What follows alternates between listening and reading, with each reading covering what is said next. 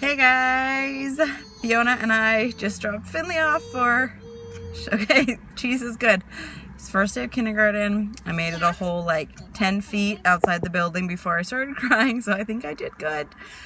I videotaped what I made for him for lunch, so I'll show you that. And I've been nervous about this day for a really long time. I think a lot of parents are nervous about sending their firstborn to kindergarten, but my son has special needs and that makes me a lot more nervous. I'll check in with you in a little bit. Okay, we're back home now. So I'm not going to go over like all of the goals and diagnoses on his IEP. I will say that he is diagnosed under communication disorder. Previous to this, when he was in preschool, he was diagnosed under developmental delays, but that diagnosis drops once you enter kindergarten and you're reevaluated. So originally this 6+ hour day like fully freaked me out, and it still does a little bit, you know, just because communicating is hard for him. It's hard for him to understand directions, follow directions, like speak with efficiency. After we had his IEP meeting, I felt like 4,000 times better about him being able to make it through the day because he's in something called a comprehensive learning center as part of his schooling. He'll also go to like a gen ed classroom, but a comprehensive learning center is one step more intensive than a regular resource room learning center, in which there's a lot more adults available to assist kids. So he will get, he'll go to that room for, you know, instruction for subjects, but he'll also have adults available to like push into like the gen ed classroom and like go to lunch and recess with him and everything to help him. So that makes me feel a lot better about him getting through the day. The thing that I'm most nervous about, honestly, his academics, like that does not concern me. Coming from a teacher and I'm married to a teacher, I really don't care. If he's trying like A+, you win. I don't care.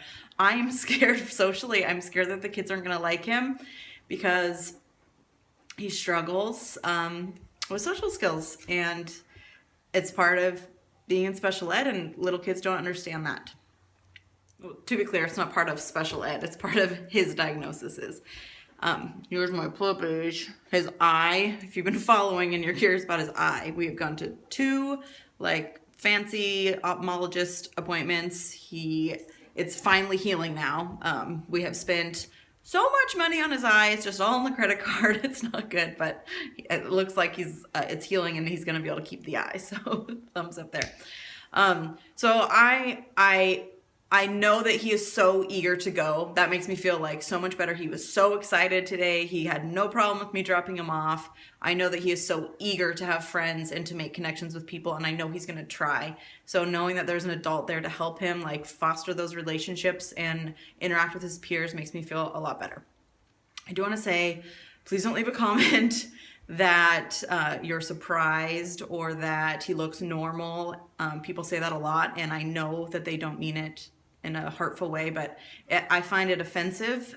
So I'm telling you this for me, for this video, but also just if you encounter other kids with special needs and they seem normal to you, it doesn't feel good when you tell that to a parent for 2 reasons for me personally. One is that it discredits how far he's come and how much he has to overcome to appear normal to people. His days are hard. The biggest thing I think for him that really affects his ability, aside from communication with this, you know, speech and language delays, is he has sensory processing disorder.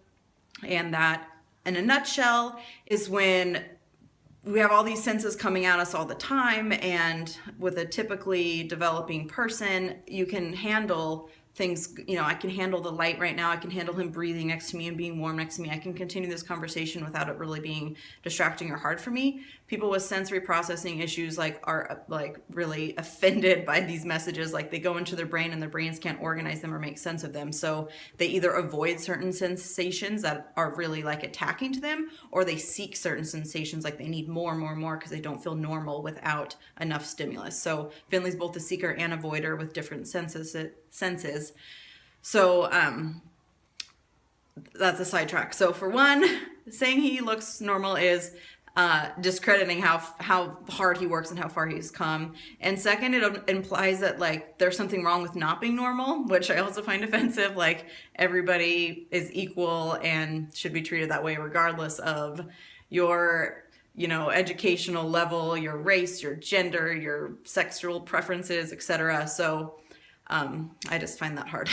Out of a school of 550 kids, he is one of 16 kids in this CLC, the Comprehensive Learning Center. So he does have special needs, and just because he appears normal and other people you might encounter appear a certain way, it doesn't mean that's how they're experiencing the world.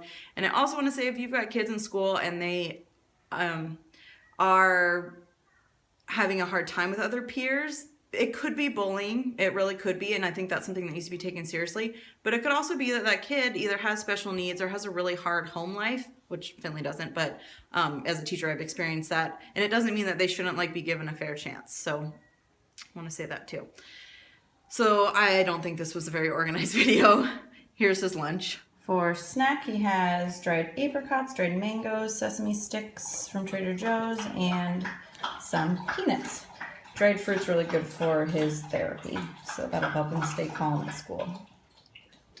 His lunch is sugar snap peas, a strawberry. This has hummus in it for the peas and crackers.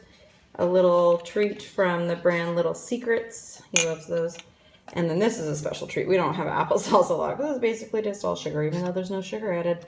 But I'm nervous about him being at school, and I want him to have some stuff he really likes. And then this is peanut butter, jelly, banana, and hemp hearts. And then this is the sprouted bread from Dave's Killer Bread, and the whole thing does fit right in there. You can get it at Costco. Anyways, thanks for listening. I'd filmed a whole video about like the whole process of him like being identified and where they placed him, because we don't get to choose what school they go to when they go to a CLC. Like they just put you in the district where like it fits with them.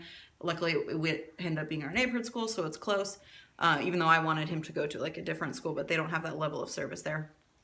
But I've been really impressed with the teachers and everybody. So I filmed a whole video. I felt like it was too TMI. I feel like comfortable with this amount of information I'm sharing. I don't think it was organized or elegantly stated, but I have been like freaking nervous, and like yesterday I like my shoulders were so tight that it was literally like a rock. So I'm gonna try to keep myself busy today, and then luckily it's early release day today, so he only has to be there for a little over 5 hours. So I think he's gonna do really awesome because he's so excited. He's gonna try so hard, and he's got the help. Thanks for watching. Okay, bye.